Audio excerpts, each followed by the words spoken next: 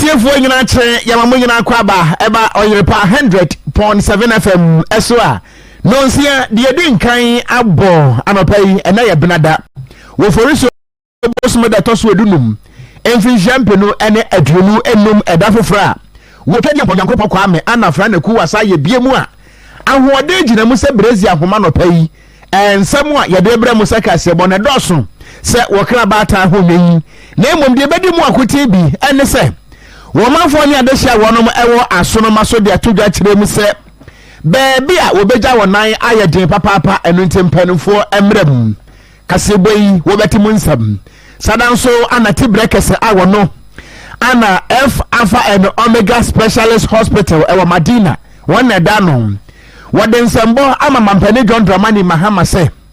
public private partnership wa wode aba no ebebua pa eno so emusem kaseboyi wo bete wo ba pani a ebra bi atwamu na wo ye dwamtrani ema electoral commission ye ma me Charlotte say wo de atompanifo anim se emra no a ekasa fa asset declaration ho no ye nyensa kyraye eno so musem kaseboyi wo bete ensam no de edoso pinu aka we ho ane de beso mo se kasebo na enipa na maboso mo sa eno ntia no pai kasebo no a eba no nyina no yemfa ho ase dama dwumekoyi Boshaba Electricals ebo amane tie na tie ni yi se wo penkane ahodo e de adi dwuma wasi mfie wo penkane light wasi office astroturfs ahodo communities no mo street light ya na do ani akirem e wo Boshaba Electricals ye wo electricity de ana ye wo de use solar eno nti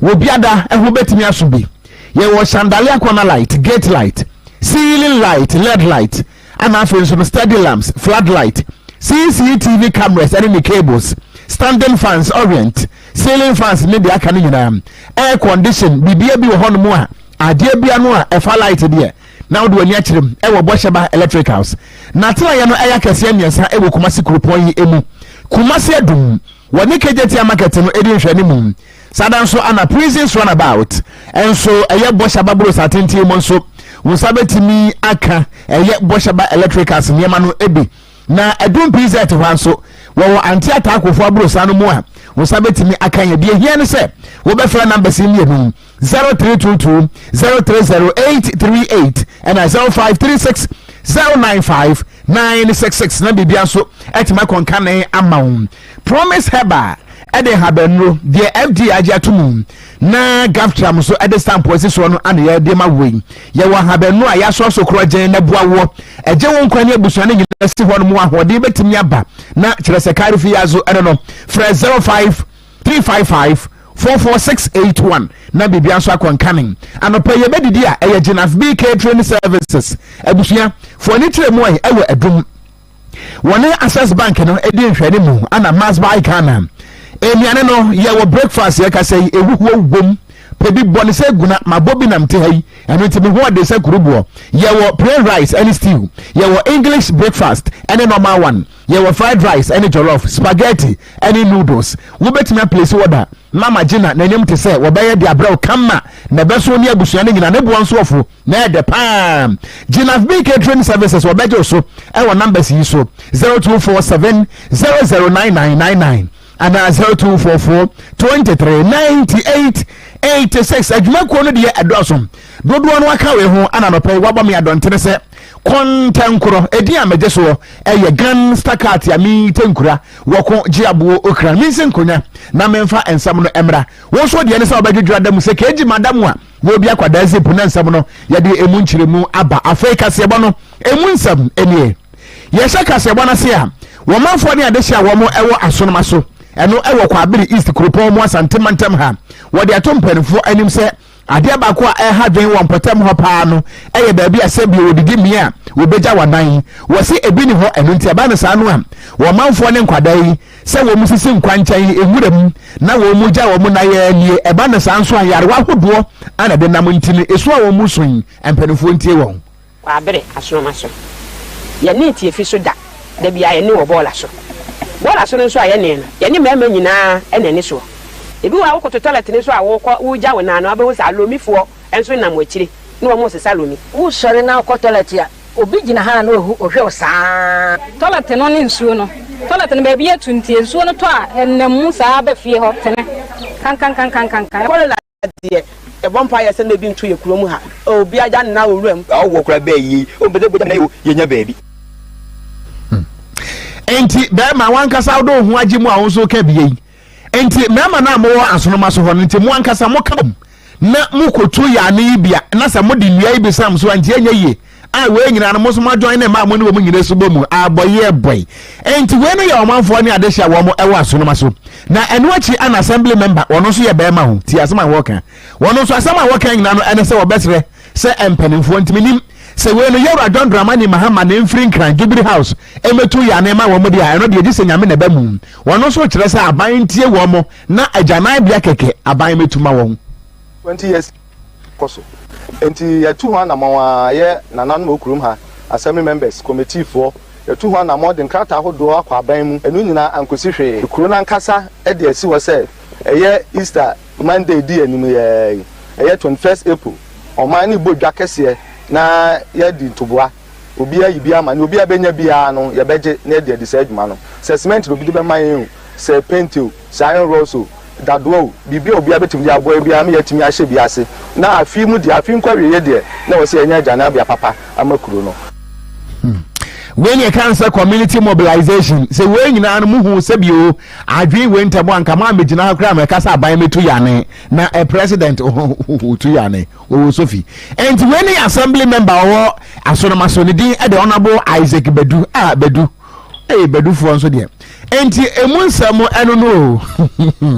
yento akase bodo so nko yanim opani Francis Fosu wono ana wo chief executive officer okuapeni se tibrekese wono woda eye F Alpha and Omega Specialist Hospital ano ewo Madina woden sembo ama ye mampani John Dramani Mahama se emra na working kind state of the nation's address no what say e mampani e kase wono na ban no ene ankorankora e beka bom de can say public private partnership no na wo mahwe ama agenda 111 watini awie saa asem no aye mampani ka ye no ana wapani Francis Fosu echire mu SM wo bia waye bida empani se ama no mo piafo na nyame abio enu ntino wo boni nsem e de mampani pa frisa saa de no a wode ba no ebetimi aboa ama ayaresa bia hodo a na akemura mu ne nyina no aban ne ankorankora ka bomu wo betima ye ni nyina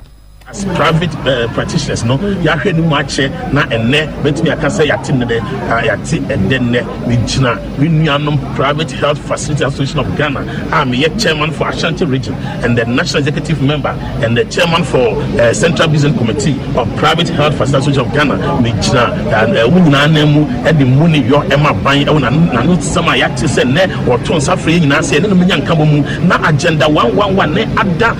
government health project kodwa nsaki kana ISB eya kakamu no emna me so the engine obi an say we are seeing as one be koso sikasem a ejina ankrankra dwumadie enti eni ayeti ye eyowura Francis Fosu wono ana wo chief executive officer edema F Alpha and Omega Specialist Hospital ewa Madina Kurupom nkran pompone mantem emu na eno achi ana manahye badwane a wati akonya so ema Madina Yewra Francis Xavier Susu wono so bia to bia na we chirem se aban ne ankorankora ebe ka bomu aboa ama agenda 111 yewe no eya asem a edepa. The only way we could work well was when we partnered private institutions, and so we are throwing an open challenge to this institution that moving forward the health project in my office can have a very active partnership with you. In fact, every quarter we do medical outreaches to most vulnerable people. In the last 4 years, we've covered all the electoral areas in our constituencies and reached out to over 15,000 people, and we continue to do that. And my health vision actually transcends just doing medical outreaches. Emra sebedwani a wati akonya so ema Madina Yewra Francis Xavier Susu nensam anodi tudwa eno no na eno ache no ana nkrapompure mantamu pani kwankyerefo a wono ana apomudensi ache ba wodano Yewra Bernard Brown wono to di tudwa echire mu se wohwe adwumaso a eye F Alpha and Omega Specialist Hospital wo mo edie no a ehia nsembo na Ghana fo nso enta wo mo achi. I'd like to begin by commending the hospital for their remarkable corporate social responsibility initiative. their free registration and renewal exercises, which began in April last year, has led to an impressive enrollment of close to about 16,000 people, with 310,000 Ghana cedis paid to us by the hospital. They deserve an applause. At the NHI, our focus is to help the country reach universal health coverage. However, one of the major canker that is impeding our velocity is a phenomenon that has a tendency of bringing down the interest of our esteemed members.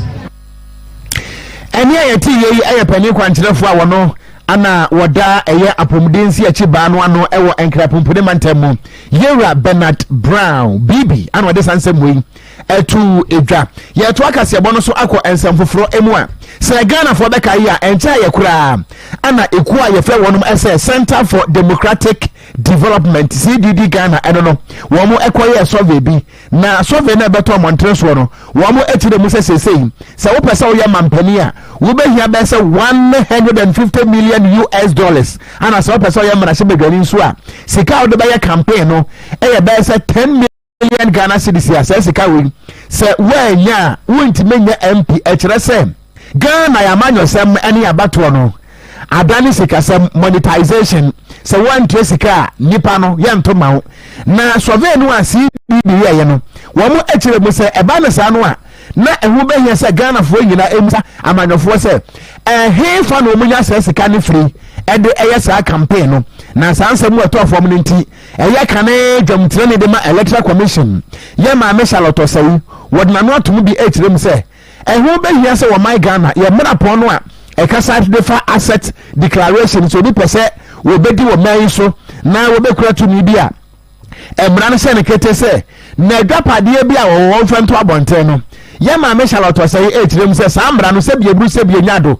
emu ye hatu san kwada socks ani te hu behia se wo man no yensense hu nkonya biom na yempa hu abrekutre na saa emra ne yensa kire man te saa de a amanyofo be koso wa abo mai kro no ape yesika e de ape wo musutumi. I think that is a critical key for fighting corruption with public office holders. For some reason, when you even look at the Constitution, even general managers of state-owned entities or entities where the state has interest are supposed to be subject to this asset declaration regime. I don't know if we've applied it to that level. I am thinking that if we had a system where it ties in the office holders and people close to them, and we don't have to actually state wife, son, because we've seen even non-immediate relatives become tied into holding assets for public office holders. Any ayeti oba penia na wono ebrebi atwabu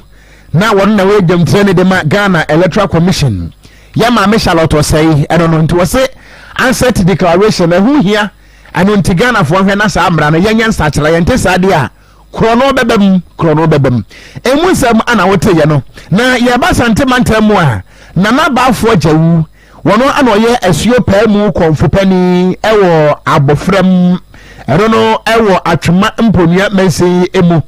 na konfo pani de nsem bi atwodwa kirem se wo so no edidi a se bieburu se bionyado tatia nso edidi na ana duro mle bi a akokɔ temeboro nsa na ne wura afira akroma na nso no abo akura wo wi apeteshe buru se dian woni mba bia wo kragina ne nkire mu nyina no ene se kane no nanka akonfo ene nananom ohemfo wo mudidi a nanka nananom nsamanfo nso ka wo mudidi na nso nei nananom ohemfo ne bi wo hono mu a wo mudidi a wo mutafre wo nsa nyina yi betotwene na wo mu wura afi se nananom nsamanfo nso ebedidi enti wo hene ene hemfo okrom ha ye de afutu e ma mo pa se ebra so sese mudidi a mo nkai nananom nso ewo nkonada mu firi se won munti anyenya ba bia yetie yi konfopani de sansem wo nyina tudwa wa bra na akwasidai ekoso ana oda afutu we e ma nananom hemfo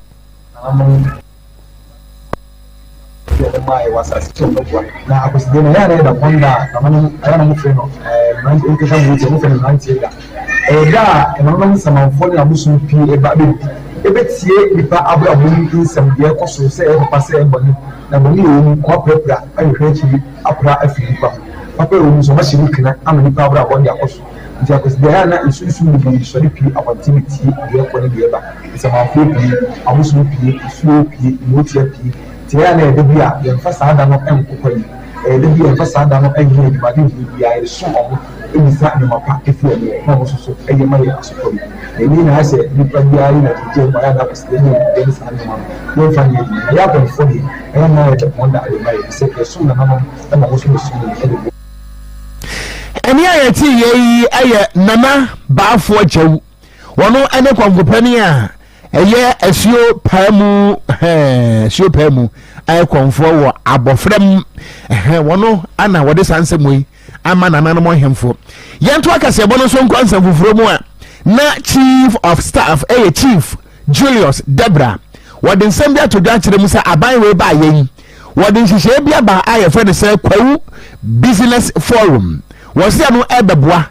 Ama a year Ghana for Mebunu. Any you may come Kumako Bessa a hensia. What near Anya so emphasis. What the sunset going in a etuga. Waban on some trophy didn't come on and wait to them say Afibia Swan.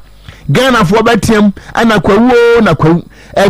na Kwawo Neso Baby actually and for swap as a son kwa mine yano or mine enya. Nelson said you a bank here, any adjunct here, 80 here, and a cancer cassienti. And who by here are buying we buy and where now what to me man for soka cra. Well, mine ya ewa Kwawo sunti. What the Kwawo business forum na ba ebeboa. Ama one more ebenya home for so afibiano. Any you menkuno better say a hensia. Get employed, they get money,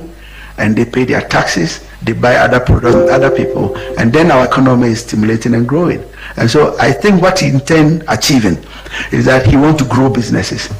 He wants to be remembered for one thing, that during his tenure, at least, if for nothing at all, he brought up the conversation, invited business people, and asked them to start something, not just starting, but encouraging banks to give them the necessary support so that we will develop our nation. At least each of the banks that will show up are going to pick 5 projects, 5 bankable projects for this year. And here, Chief Julius Debra, one of chief of staff, Ewa Abankesium, and this handsome way atu a day. Now, Yabu Ewansan from Chief Executive Officer, Emma Youth Employment Agency, Malik Basentale. The Basentali boy. Enwa dwumadie bi kroso na mrantie no mabawa okwaje ntete e G4S security no yekasai empenfo ade wo matum sesi ade ye ka wo mai cadet ya omudi muntintimai pa na wochirem se eno kurachi no bet empemunum ene ahenkoro nso ana omudi line mu a wo moje ntete e G4S security na ebresem no yebesa ajiwo matum biem na eye cadet corps no so no yede wo mo aka ho ebie na Malik Basentale wode sansem we nyina atuda wabra na first batch no yebeka no se wo mo graduate na yede wo mo aka eye cadet no ho ana wode sansem we atuda na wetirim sa ban no wo be de obetimi bia se wona G4 security no beka bomu na Ghana mabunu ema ne mema wo pa akwanya wo bambo agina tuko ni nyira mo no so no watimi aboa won Malik Basentale. All of you fully jacked up and ready for action. One of the reasons we are here is to affirm your tax ahead. You've been through some days of basic training, and I'm certain that in the coming days you'll be availed to different series of trainings as you work on the job and learn on the job. First of all, we thank G4S, your employer, for that support they've given to government and my office. I told them in there that His Excellency the President is proud of what they have done, and we are proud that they came knocking on our doors towards helping us bridge the gap between the employed and the unemployed. And what you know, Anna Malik Basentale to the two Ghana, which him say, and then will be a supporter. I'm say Ghana for conform filing now or more apply no. Na ebenum e de ja agrosem na so mu di agro. Na so na eyasem pa na work antie ne da ya wo so ye no atimi abemu a e hye Ghana ni monyam. Said that when the portal was opened, many people felt like a desiccant. People didn't believe a day like this will come. Today, I'm seeing physical men here. And when I say men, I add both the men and women. And I see you fully fit. And I'm impressed with your outfit. Today, you will not just only be part of G4S, but you will be part of the 5K men and the 3K women. And you will not work just as staff of G4S, but you will be partners of YA. And here the Chief Executive Officer, Emma,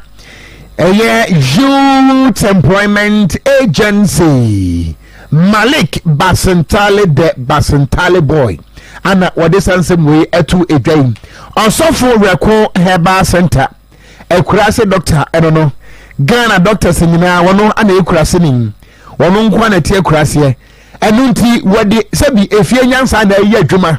and Nunti, what ya Habanwa, and so from now as I dear. For literally, Nabi Bianso intimate MWOW, would you know air pressure, and answer sciatica, diabetes, and answer hepatitis B. Low sperm count and answer menstrual pains. Would you not tramor any appetite? Want to maintain time over many, and I will tell me across a ball as woman king. And to me, wow, nem wow china. But what they saw do any bitch him, a classic doctor ho, what bremain, what by Pentecost as what dark Siano. First of all, 0248 67 2271. Now, enter me, wow. Faith Homeopathic Clinic. Would you need a stroke and answer infertility? Fibroid, diabetes, pressure, sexual weakness, and I said, young, a Faith Homeopathic Clinic. Well, I hear about being 18 for 0246 72 8675 and 0556 272671. Yara Ghana Limited. SMN Country plane and your plane for the Yara Winner Plus Abba. When ayo ya asase NPK nitrogen phosphorus potassium eboa ema ukura yo no when it meje kama Yara Vita crop lift bio and also ewo ho ana chere se wura babia ye pass asase ye ton kwade a wo de also pay Yara niam na ebi kama papa akuafo bo wo nsem for 0556 583085 and 0308 2510 60 Abe Herbal Clinic and so say what the sickle cell o person run a whole test and also person we din where your prostate pressure low sperm count diabetes epilepsy and ya the one who do no for nichirem e Abe Herbal Clinic me patcho water na so apatrapa new site our be apatrapa new junction honomo for 0243 345392 and 0506 460208. Me so akọ na mbom no kwadwo ankoma we no if kwadwo ankoma ho we say happy birthday enko emfa ema owura Kelvin ose mensa we efre wo ma me honomo anode ema wo okay onye owura we boy and Kelvin or Mensa and then your birthday where every mommy ho and mama gift is here and wish you happy birthday. The message is powered by Kojo and Kuma. Na KaseƐ semu for Ayora Emmanuel Dro Korea one the same one Jimmy Cliff APPN for DNA Emma me so me beje bre som wo edi ameje so gan stakat ya mi tenkura woko jiabuo okran nana yawo mensa Joel sie ene wa